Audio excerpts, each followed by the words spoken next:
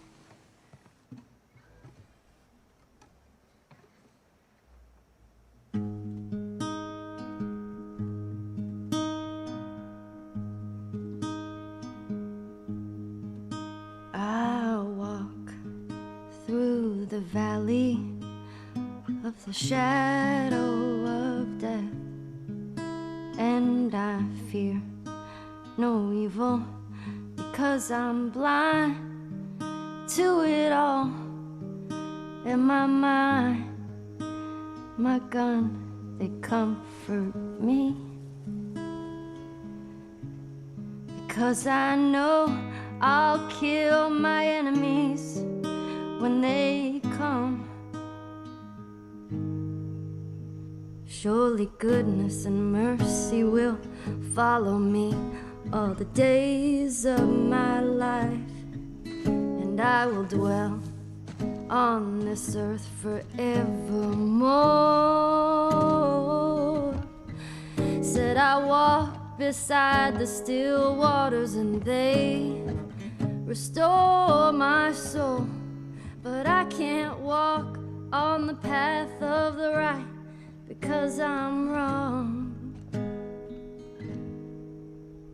No, I can't walk on the path of the right 'cause I'm wrong.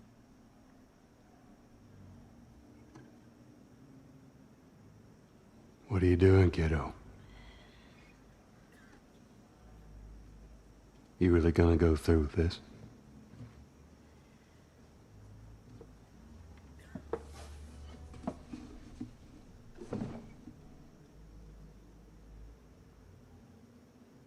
I'm gonna find, and I'm gonna kill every last one of them.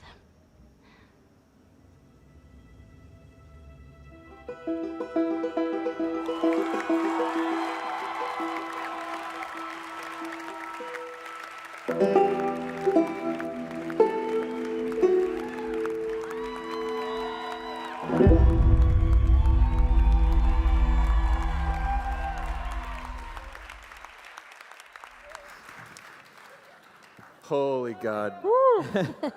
So I know I can't be the only one in the crowd that I had shivers watching that the first time. It really was quite powerful. But that is quite the statement there in the end, that I'm going to find them and kill them, all of them. Could you tell us who are we going to find? What are we doing here? We're going to start there. Let's see how I do this dance. Yeah, if the first game was really like the core of it, the theme was about the love between these two characters and how we build that through story, music, interaction, gameplay, mechanics. This story is the counter of that. The story is about hate and how we use all those same things to make the player feel that through Ellie this time. First game is like you play as Joel. This game you're playing as Ellie.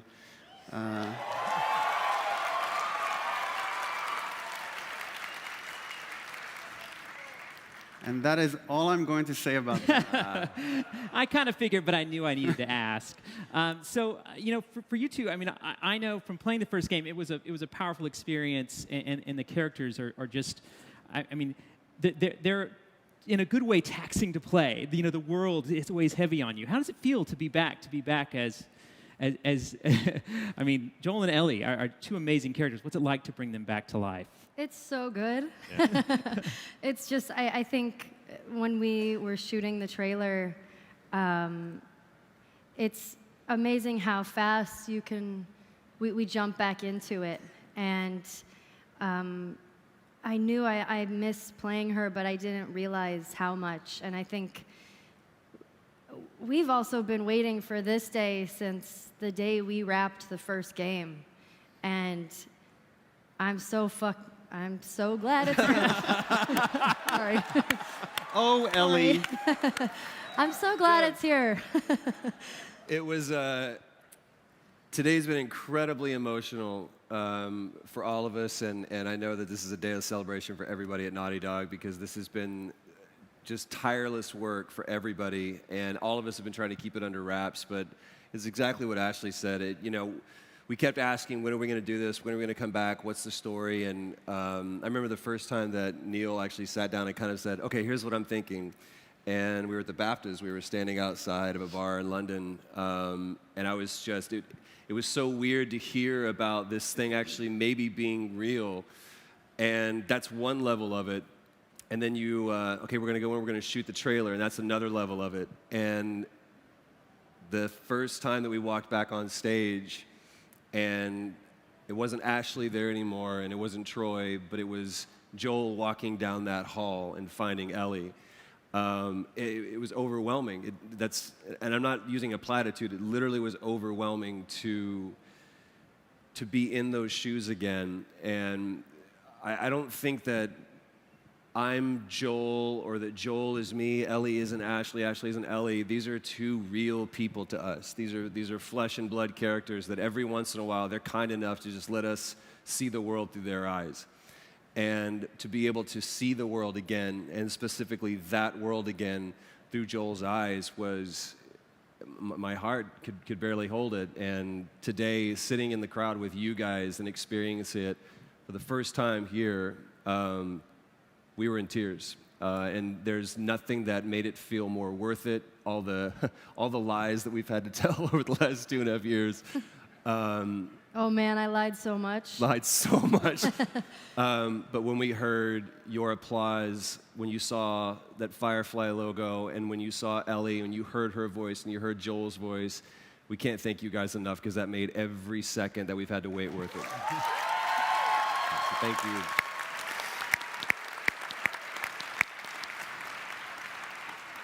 So I think there's an interesting choice in name here, Part 2. So we've got The Last of Us, Part 2. What does it mean, Part 2? Where are we? Where are we in the story of Ellie and Joel? We're a few years after the events of the first game. Ellie is now 19.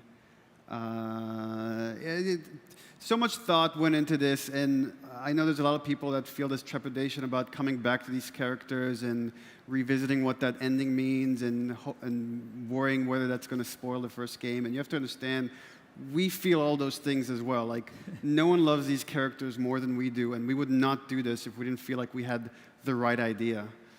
And the part 2 is really kind of doubling down on that to say we believe in this so much. We're not trying to avoid it. And like I've played with so many of the ideas that had different characters and it never felt right. The Last of Us is about these 2 characters specifically. So yeah, the part 2 is, it's saying this is going to be a larger story. This is a complementary story to the first game, but the 2 together are going to tell this much larger tale. And all I ask is the fans of the first ones, put some faith in us, trust us, we're going to do right by you. So. Damn straight.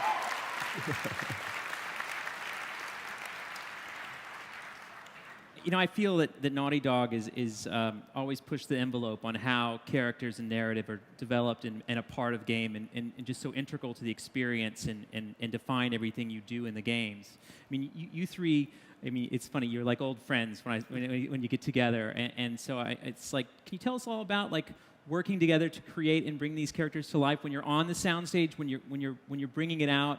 I mean, do you ever just look at Neil and go, okay, I would never say this. Never in a million years would Ellie do this. I mean, like, what is that experience like? I mean, this was, I think, one of the reasons why this project is so near and dear to me, and I know both of us, is it felt collaborative, and I think a lot of the time, like when we would come to shoot the scenes, we would have a day of rehearsal where we would talk about the scenes and comb through them, and Neil would say, you know, how do you feel about this line, or do you feel like this is something that she would say, and just sort of going through it and seeing what feels honest and real for the character. And I mean, it's an experience that I don't know if I've ever really had. And you know, the subject matter and the stuff that we're going through in the scenes that we're doing, you know, as an actor, your job is to go there and to put your emotions on the floor and bleed on the floor. And when you do that and you go there emotionally with someone, you can't help but have a connection with the people that you're working with. So I've had some of the most powerful experiences just working on this game, and that's why it's so close to me. And that's why oh man, I'm so excited. I think all of us, oh please. Well, what's cool is, for me, is like when these guys come by Naughty Dog, because it's not just us, it's like the entire team. We work on this game for years at a time, and you're putting so much of yourself and you're sacrificing so much to make this statement of sorts. And these guys come by to like every get-together there is at Naughty Dog. They really feel like part of the Naughty Dog family, and I feel like that's rare, and that was one of the main reasons of wanting to come back, is to work with these guys again. That's awesome. I've said that a lot of people ask a lot of times, what's your favorite character? Is Joel your favorite character? And it's impossible to choose a favorite, but what I can say is that he's the one that I miss the most. He's the guy that I find myself thinking about and wondering, what is he up to? What is he doing? And it's absolutely right. We're a family, and we're all in this together, but I think all of us up here, as well as everybody else back at Naughty Dog and everybody who's allowed to be a part of this, would probably agree with this. This game fundamentally changed our lives in the best way, and in the most real way. Yeah, absolutely. But not only as an actor, like I know I can demark the moments when we were shooting that I felt myself growing as an actor and as a person. The people that it's brought into our lives, the relationships that we've built because of this game. And what's funny is I almost did an audition for this because I was so mad because I felt like I wasn't right for Joel. I felt like I was too young. I felt like I walked into the audition room and there's 20 dudes that look just like Joel. And I'll never forget, I literally almost walked out the door, and I was heading to the door, the casting director called my name. And I came this close to not being able to experiencing any of this, to not only be not sitting here in this chair, but not knowing Ashley, not knowing Neil, not being able to be a part of this incredible story and this incredible journey, and it was all out of fear. So I think one of the things that I've learned most that this has taught me is don't let fear be the reason why you don't do something. So yeah, and I say that knowing that all of us there's a level of fear to what we're doing with this because it's scary to come back and revisit a story, especially when it's been so incredibly successful, so incredibly well received by millions upon millions of people. It's one of the most discussed games that I've ever seen. And it's scary to kind of go back into that because we're walking around with our hearts open and being completely vulnerable. And like Neil said, I would just say trust us. Just trust everybody at Naughty Dog that we know what we're doing, that we care about this story more than anybody. Love you, random person in the audience. So when you watch the trailer, I mean, I think there's a lot of iconic moments as you go through the Firefly logo on the stop sign. When you walk down the hall and you see the bodies throughout the house. But the one that struck me the most is the shaking hand, right? Ellie's shaking hand, and that's The white also knuckles. for anyone who's not to be too spoiler, but this is also you'll notice the tattoo on her arm as well. So there's plenty of things there. What can you say about why is she shaking? I know there's an amazing performance that follows, obviously, but why does her hand shake? See, this is the part that sucks. Because it's like, we're like, yay, there's The Last of Us 2, but we can't talk about anything. There are reasons. You could. Which is the gone through lamest some answer shit. of all time. She's gone through some shit. What a shocker.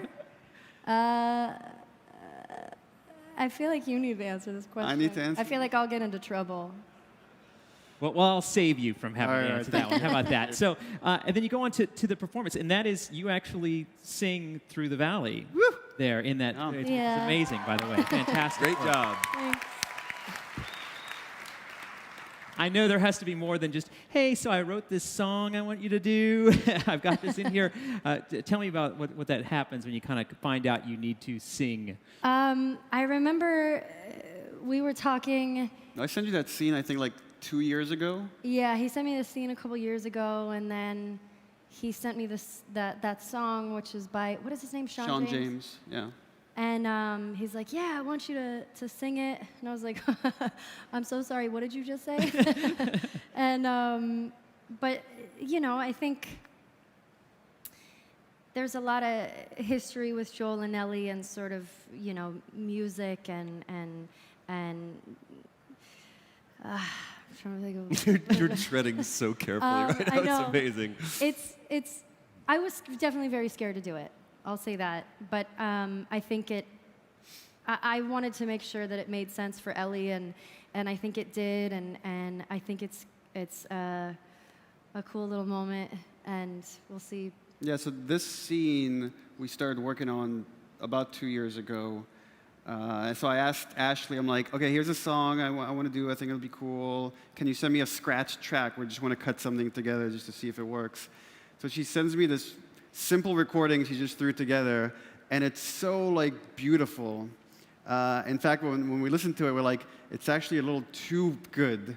And we got a voice coach, this really great singer, Melissa Reese, who came and worked with Ashley to make her sing worse, so she would sound more like Ellie. So what you're hearing there is like a much worse version of how Ashley can really sing. He's too good. I think there's definitely it was a different kind of acting than I've ever done, because you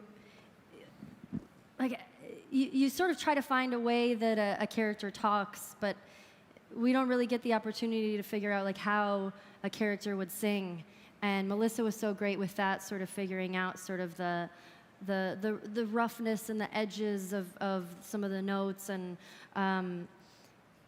yeah, it was definitely. I was so nervous because I had to go in for some of the rehearsals for it, and then everybody's just like sitting there watching me, and they're like, "Okay, go sing," and I was like, "Okay."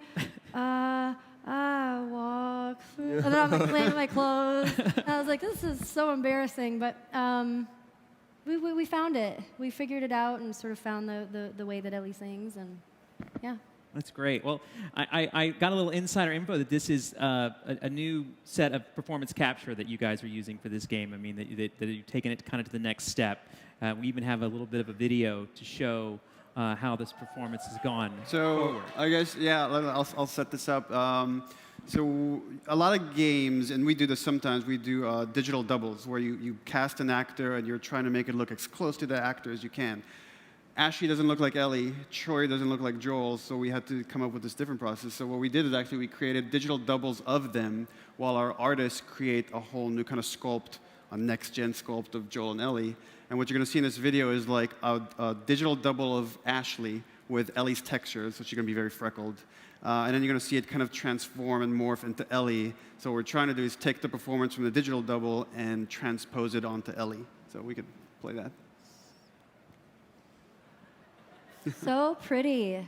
Well, I mean, I think the detail is striking as far as the engine as well. You guys have updated that for Last of Us Part 2. Yeah, so this is by far, like, within Sony's group, this is the most advanced character model we've ever created. And just the way the flesh can move over the bone and the kind of subtlety we can get at the eyes. Like, we can never cut to a close-up of eyes before because we couldn't get the fidelity. Now we can. So I think what's interesting, too, is that you can take these performances and bring them back to the workshop and meld them to create like the kind of the perfect scene, the direct a scene unlike you could ever do even in film. Yeah, it's definitely, it's in film, like when you want to go between different takes, you have to have a cut in the middle. Here we could actually blend between different takes, so we could create a performance. Of course, there's a collaboration with the animators and the artists at Naughty Dog. They're definitely a part of putting all this together. It's so crazy because this was a full day of just doing Nothing but facial this. movements like this. And it's weird because they ask you to do things like, I don't know if my face has ever done that before. It's like, can you make this sound? I'm like, I have no idea. We're going to find out. But it's Yeah. crazy because we spent hours on like just lip purses and stuff like that, or blinks or swallowing, and they would shoot it in like something like 150 or 200 frames a second just to get what your face looks like when you swallow, which is crazy to think that that video exists out in the world right now. Oh, man. And the memes begin. We've got these characters up here. How does that feel when you're out there performing? I mean, like, so a year and a half ago you shot. I mean, that's the amazing thing, by the way, is that this didn't just happen like last week. You guys shot this a year and a half ago and have been sitting around waiting to show this to us. So I'm sure there's been a lot done on the game since then. We made a little game called Uncharted 4 in the middle there. a little game. You were also, I think, you guys opened the show this year for PSX, and you also closed the show. And that's the power of Naughty Dog, huh? Right, everybody? And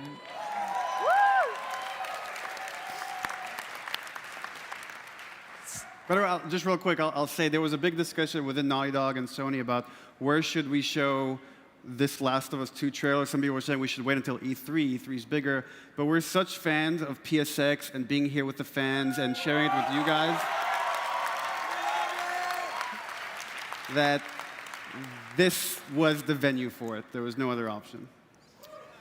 so in the last game, we obviously played both characters. Can you give us any kind of hints as far as the gameplay, as far as like where will we is Ellie our star in this one, where Joel was our star in the first, or? Joel was a star in the first. Ellie's a star in this one. Ellie plays different from Joel. I'm getting into risky territory here.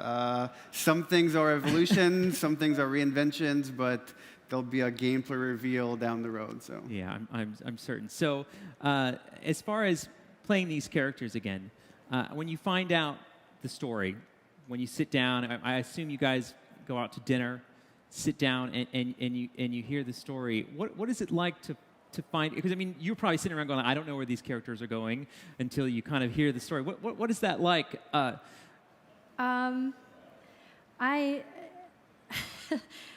It's heavy.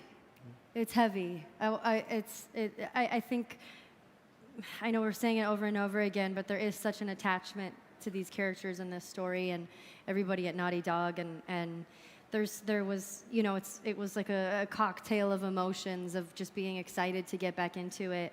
I cried just because I'm just emotional all the time. But just like I actually remember this. Like, we went to a restaurant, and I was like, okay, so we're going to do this DLC called Left Behind. Let me kind of tell you what we're thinking, and that's where we discussed a lot about Ellie and her sexual orientation and who she is. And so we kind of walked through the whole story of Left Behind, and Ashley's crying at the end. People are looking at us kind of weird, like, that's fucked up. This guy brought her here to break up with her or something.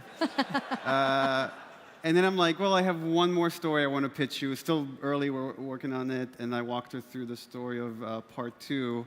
And she's like bawling by the end of it. I'm like, it's too much. Don't tell me this now. But it's just so great. It's just so great to be back. I mean, I can't say that enough. I think for me, and again, this is not just like one sit down and let's run over the story with you. This has been a conversation that's been ongoing. And typically in our conversations, it starts off with Neil saying, let me ask you a question. What if, and there's this amazing thing. And so to me, I don't remember just hearing the pitch. It's more about the fact that these guys have allowed Ashley and I to be a part of this conversation, and we've seen the evolution. We saw the evolution of the first game and where it originally was supposed to end and then where it ended up being, which to me is the most honest, most perfect ending to a video game I've ever seen, ever. And which has lend itself so well to what does Ellie know that Joel lied to her, and what does the okay mean? What happened immediately after? And when we did the One Night Live thing, it was great because we kind of got to dip our toe in that water and see what that felt like a little bit in the scene that it's not in canon, and Neil said that specifically. It's not something that, this is something completely separate. Huh? Yeah. Go ahead. You said this, like, this isn't canon, this is just something here for tonight. Let me lose my train of thought. But again, it's great to be a part of the conversation, to see how far it's come. And again, the trust that we have, there's so much trust between what Naughty Dog trusts with their actors and how much the actors entrust to Naughty Dog and everybody else who's going to do this. They have hired us and they trust us to give them the performances that give you guys and give us as gamers the kind of experience that they want to tell. And then we trust them to take what we do and execute that. And so it's just this great symbiotic relationship. But for them to bring us in so early on, and for them to bring us into the conversation, allow us to see not only how it'll end up, but where it started from, I think is one of the reasons why we feel so attached to this, because we have grown with these characters and we have grown with this story too. Yeah, I mean they're definitely memorable. Yeah. So at Naughty Dog, I mean, I know you guys are always trying to see how do we do, one up our previous game, and how do we do that? And I think the original Last of Us has scenes like the giraffe. I think that sticks with people. You go like, okay, we're gonna make part 2. Oh my God, we've got to update. We've got to one up that. I mean, how do you approach looking for those moments that define a game like that? I mean, is it as simple as like these are going to be defining moments, or do they find you? It's different for a sequel than the original, because the original you don't have a lot to draw from. It's all kind of fresh ideas. And with the sequel, you could easily fall into the trap of like, okay, the first one was great, and you start operating out of fear of like, okay, we need the giraffe moment, we need the winter sequence, we need the guy that's going to be like David. And I've definitely felt that, like, I don't know if these scenes are going to be as good as that, but you kind of have to ignore all that and say, okay, what is this story? What are the moments for this story? Where are the characters now? They're very different than the characters they were in the first game, and just honor that. Like, there might not be a giraffe sequence, there might not be a character like David, but there will be different moments, and hopefully they resonate as much as the ones in the first game. Yeah, and I know we all want. Can we play it tomorrow, please? Can we just hurry up? And it's available now. I know that's an important thing here that you guys are showing this and sharing this very early. I know you have a lot of work. You did just finish Uncharted. Do we have any idea when we would maybe see Last of Us Part 2 in our PlayStations? We have an idea, but we've learned now several times not to say that publicly until we're confident with that idea. So we're going to hold off on saying when it comes out for a while. The future. It's in the future. So I learned something interesting from you the other day, which was that you had the ends set for both Left Behind and the original Last of Us, and as you got towards the end of production and you found yourself kind of getting to the end, that you wanted to find more, that you wanted to get more out of that. So I mean, you guys don't just sit down and make one scene a weekend, do the whole game, see ya, we'll come back. So how is it when you come back together, when you're trying to fill in the gaps, when you're trying to find each scene in each area? How do you define that, and how do you revisit and bring that energy back to that scene when you're like, we're going back and doing it again? I think it's important not just working with actors, but the entire team, that everyone has a full understanding of what is the experience we're after. And in very simple terms, what is each beat about? Like when Joel and Ellie are in Pittsburgh in the first game, it's really about the first time Joel is trusting Ellie as an equal. So we're like, okay, what are the kind of set pieces that could get us that? What are the moments that will get us that? What are the mechanics that will get us that? What are the scenes that will kind of get that? So when we capture scenes, and we will do like these mini arcs, like we'll capture all of Pittsburgh at the same time, so that we can kind of wrap our head around it, and it's almost like a mini story. And then we'll take a break and implement stuff. Other levels will come online when we feel like we're ready for another sequence, like the winter sequence. We captured all that in one go. It was like, and I think we did it chronologically. Pretty much. I don't remember. Yeah.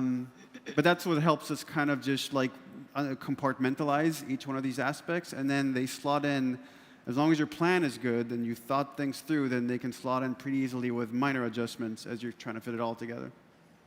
So, when you have to get direction from Neil, is he a tyrant on the set? No. No. No. It's, Best. There's this great shot. My wife came to set one day, and she's a fantastic photographer. And there's a shot that she got of Neil and I, and it's from behind, and it's Neil talking to me, and I'm gesticulating just like this. And it was, I think it was when we were reshooting something, but it wasn't the Sarah scene, but it was something else. But Neil's never been afraid to have a conversation with you and ask you genuinely, what are you thinking? How do you feel about this? Or we need to find a way to get there together. And again, even like we talked about bringing in the conversation, that continues when we're on set together. There's absolutely nothing about a tyrant. He's open to anything. There have been so many bad ideas that I felt really passionate about, and he's been kind enough to let me try them out. He's like, cool, okay, you got that out of your system. Do you want to go back to the way we were doing it? But no, you're the greatest director I've ever worked with, man. Aww. It's true. Anybody who's an actor would be privileged to work with you. Yeah. I didn't actually think you were a tyrant. I think the more you do this, the more you get confident in knowing that you don't know what you're doing. So it really is about play. Like we come in to shoot these scenes with an idea. It's like, okay, we think this is how it's going to work. But as you get it up on its feet, you find and discover different things, and you want to remain open to them. So when we sit down, like we'll do a scene, and then we'll talk about, okay, this part, what if we played it this way? And let's just see what happens. And a lot of times that's like, we'll talk about it and then just say, let's just see what happens. Let's just see. And hopefully we find these little kind of magical moments that then help make it for a richer story. Yeah. He's hands down one of my favorite directors I've ever worked with.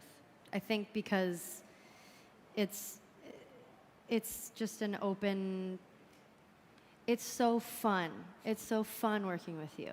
And so I think it's why I've missed it so much, because I think we've built so much trust between all of us to try something that might turn out to be stupid, but he still gives us the freedom to do it.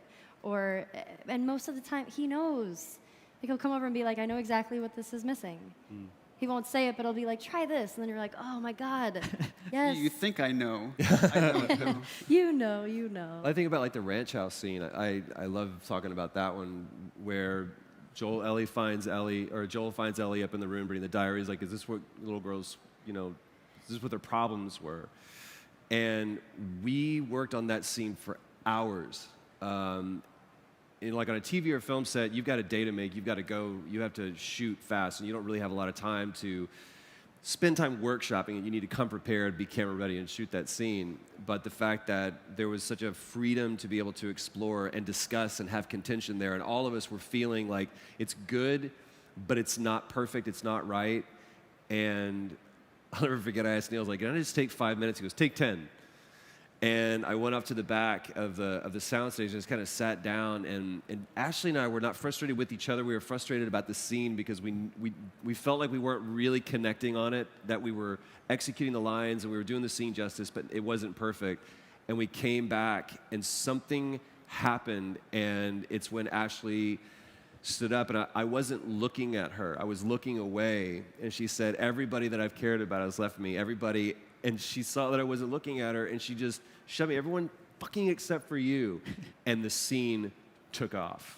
And it's stuff like that. It's having a director, it's having an entire creative team that's open to, like you said, finding those little bits of magic, as opposed to, I have a day to make and I really have to shoot these pages. It's good enough, let's just move on to the next. But going, if we leave here today and we don't have this scene in the can, that's fine, we'll come back. But we're not going to put this thing away until it's perfect, until it's right. Yeah, that's awesome. Yeah.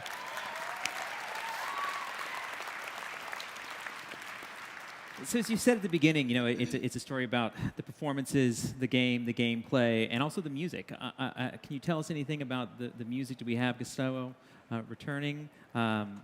What's going on with that? So first game was composed by Gustavo Santaolalla. Second game is composed by Gustavo Santaolalla.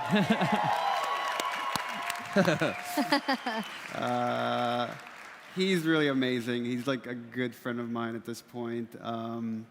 Again, we've been talking now for like a couple of years about this project. He's never done a sequel for anything he's done, and he's so prolific and so good. And he has these passion projects, and he just picks and chooses, doesn't care about money. So he started writing some new themes for us. And for this trailer, you heard like some new theme in the beginning, and then a new rendition of the original theme at the end. But I think we have a short clip that we cut of a new theme for the game that we're going to play for you. And through some concept art in there that nothing is too spoilery, so you get to see some new stuff. If we have it? Whenever.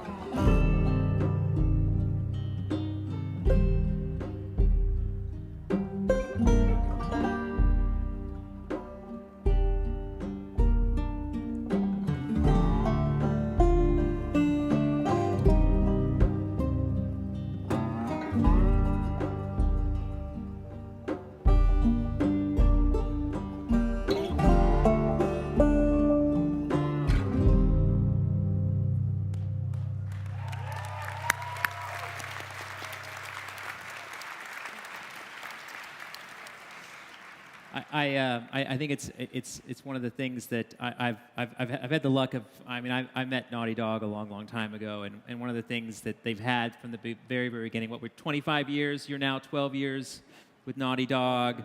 You know, they've had amazing people working there and done a lot of amazing things. But the thing that I hear Neil say, and I'm going to repeat here a little bit, is the passion that runs from every single person at Naughty Dog about their games, about what they're making.